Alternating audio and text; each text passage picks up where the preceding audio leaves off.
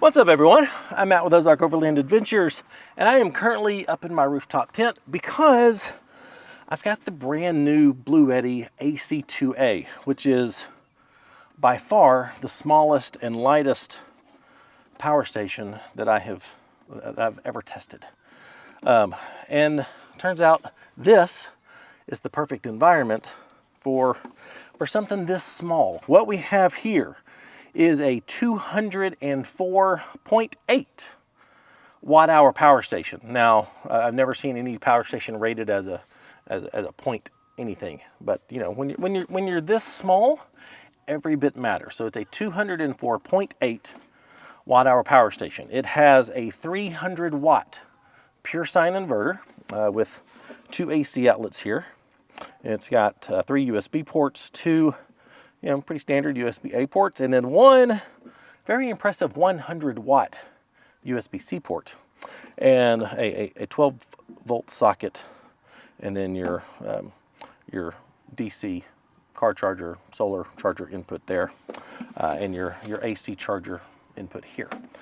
And this is the perfect power station to bring up into your tent, or put in your ground tent, or anywhere you might be camping.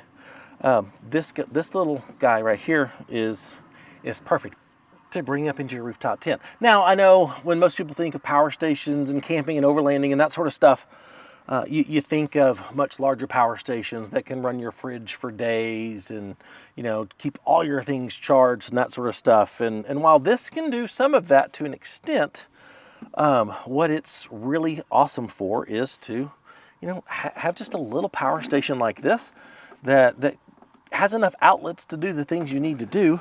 And you come up into your tent and you need to charge your phone, and you need to charge your watch. So we plug these in, and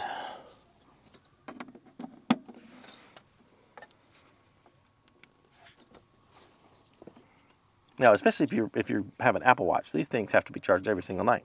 If you don't charge it at camp, you're going to wake up with a dead watch. At least I am on mine. And if it's maybe a little warm and you want a fan going at night, you can take a little USB fan like this, and plug that in.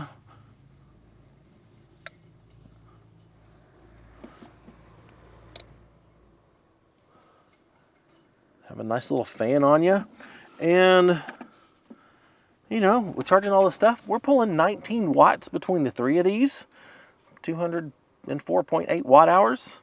We are good. We are totally good. Charge up all of our stuff at night as we're going to sleep. This thing's so small, you can tuck it in out of the way. There's still plenty of room up here. Maybe put this down at your feet. There's still plenty of room for 2 up here without a larger power station taking up space. And just put your stuff up here, and boom, everything is perfect. This thing only weighs 7.8 pounds, so it is less than 8 pounds. Super easy to haul up here into the tent, and this is what it's perfect for. So I'm super pumped to have this little guy to take along on trips, and to not have to lug a big power station to keep my personal items like this charged. Perfect for that. Now, the other place that I am super excited to have the AC2A is here in the back of my Gladiator, because it takes up so very little space.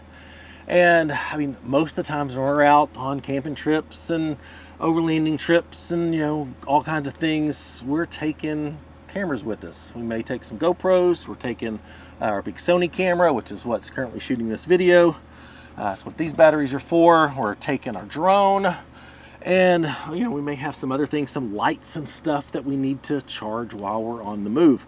And one thing I love about this little guy is it's super fast charging. Now, it's only a 204.8 watt hour power station, but it can charge at over 270 watts, which means in less than an hour, I can have this fully recharged.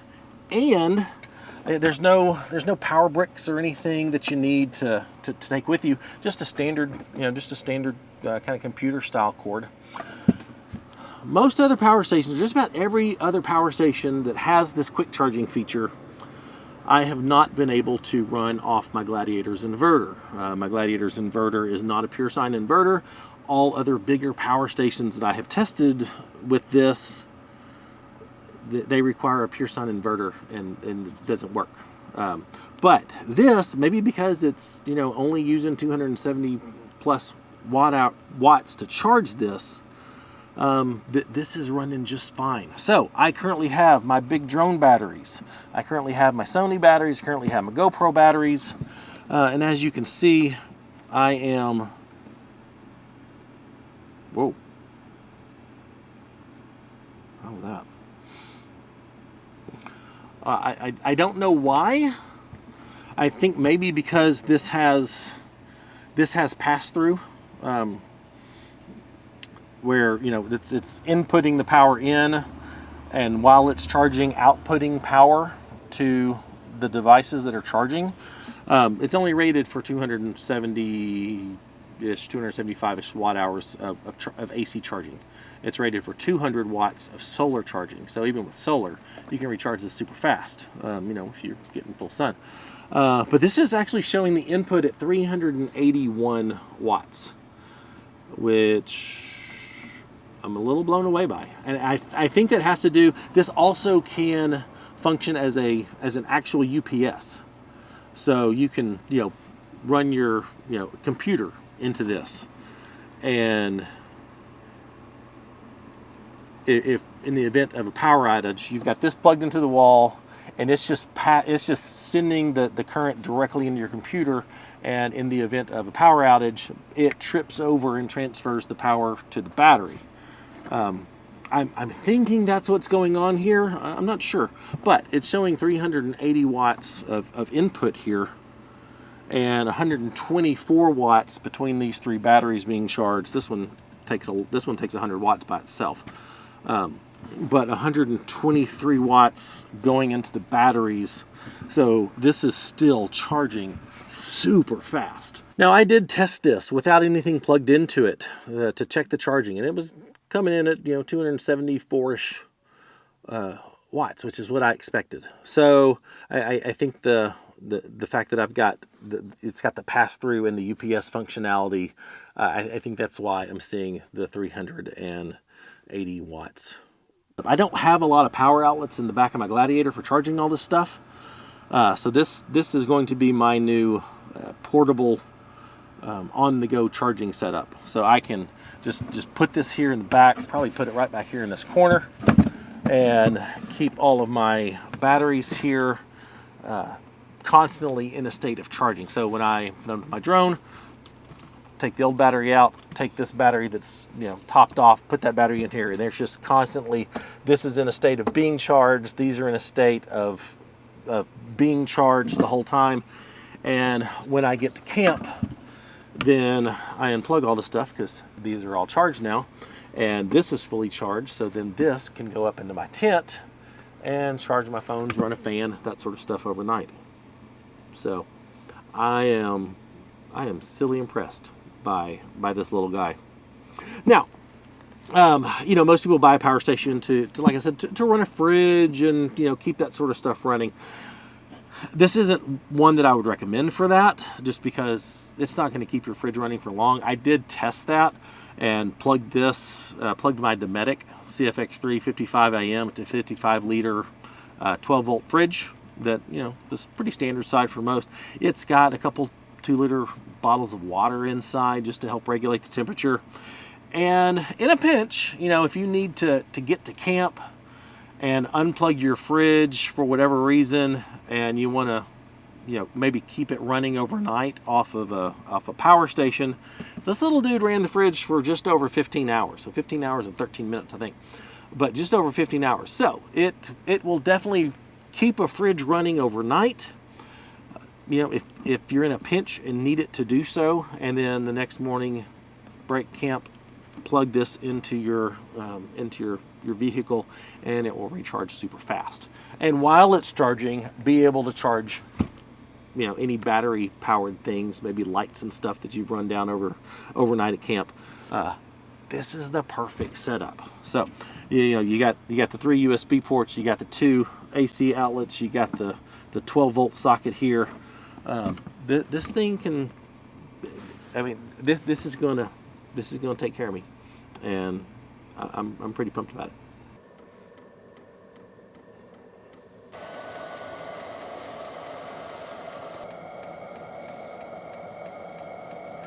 Now, it's the end of December. That's right before Christmas when I'm making this video. And people are starting to wonder what power stations can run a diesel heater. And a huge question I had was, can a power station this small effectively run a diesel heater, get it started, and then run it overnight? And well, as with this one, the H calorie that I've got, this started it up just fine, and I've got it set on level 4, which, you know, for a standard rooftop tent type of environment, that's going to be plenty hot for my tent.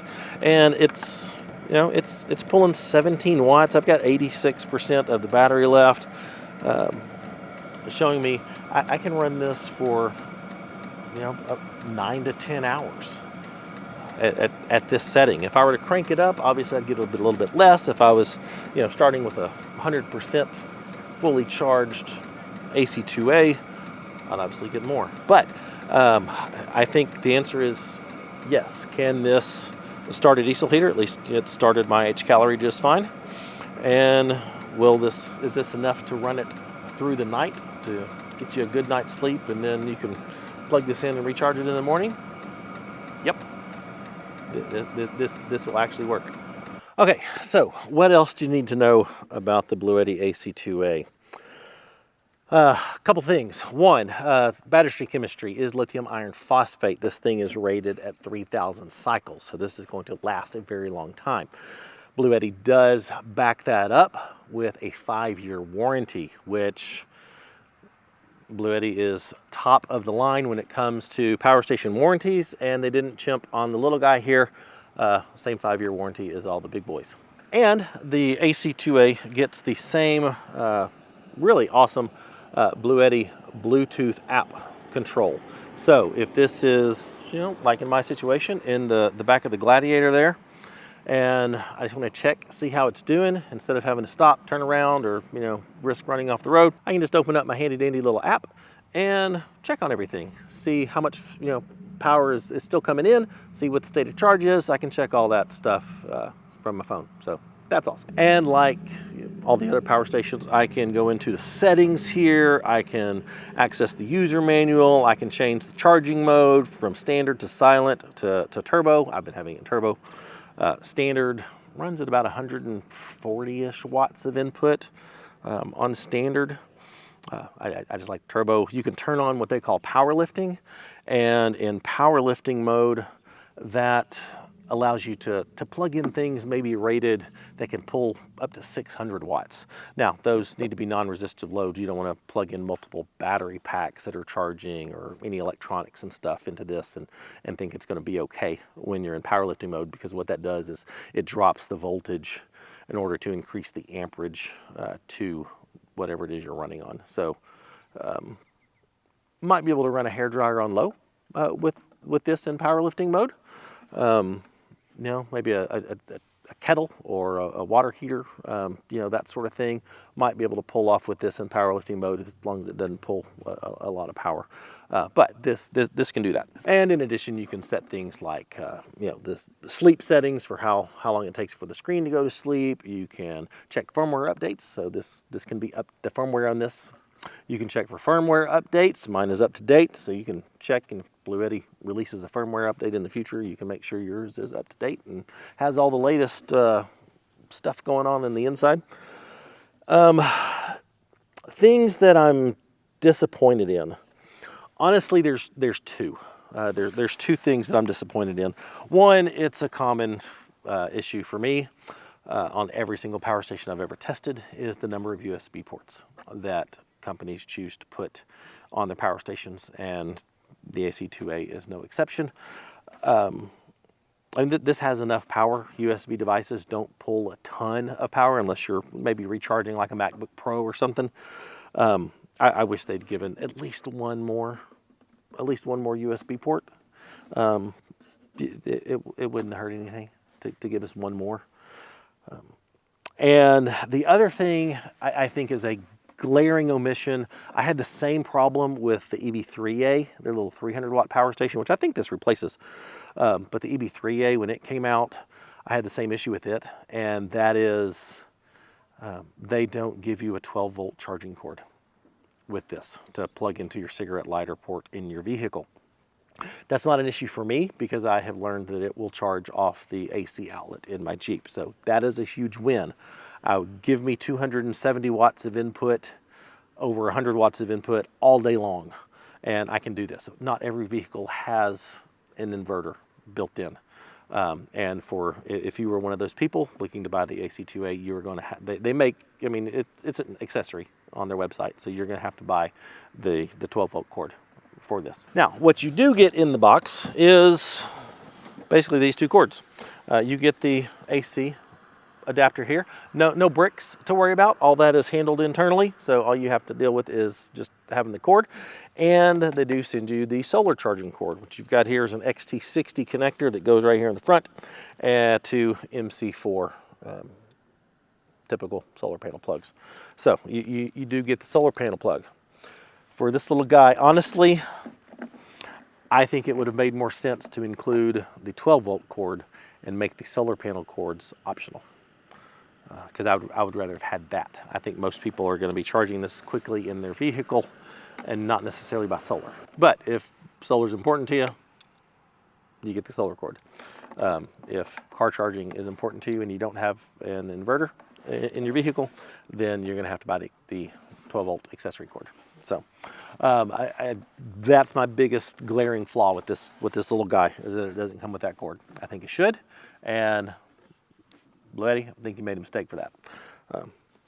So just know that going into it. If you happen to have an accessory cord from another power station that plugs in with XT60, you're good to go. You can use it. I'm spending too much time on that one, but it really bugs me that they did not include that cord for this guy. Now, that may have been for cost savings, because this little dude comes in at $169.99.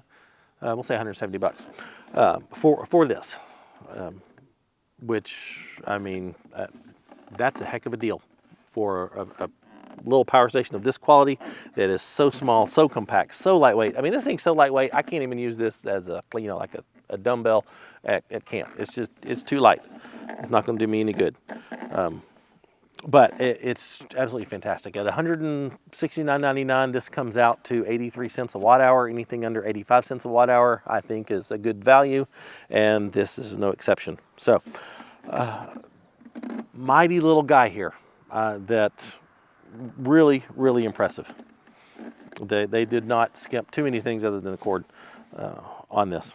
So, Bluetti AC2A, link in the description. If you've got any questions, leave a comment. Be happy to help any way I can. And hopefully you found this helpful. If you would, give the video a like down there, below the screen. Hit that like button. Helps the YouTube algorithm do its little thing. And leave a comment. Subscribe to the channel if you're not.